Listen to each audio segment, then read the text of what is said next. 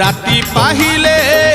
पाहिले राति पाहिले जागर शिव मंदिर लागिब भीड़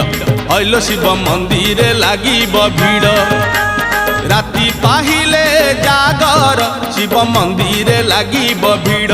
हइलो शिव मंदिर लागिब भीड़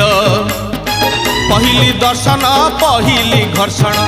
पहिली दर्शन पहिली घर्षण पहिली पंडा पहिली धंडा पहिली भोग पहिली जोग पहिली भगत बड़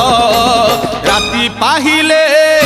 पाहिले राति पाहिले जागर शिव मंदिर लागिब भीड़ हइलो शिव मंदिर लागिब भीड़।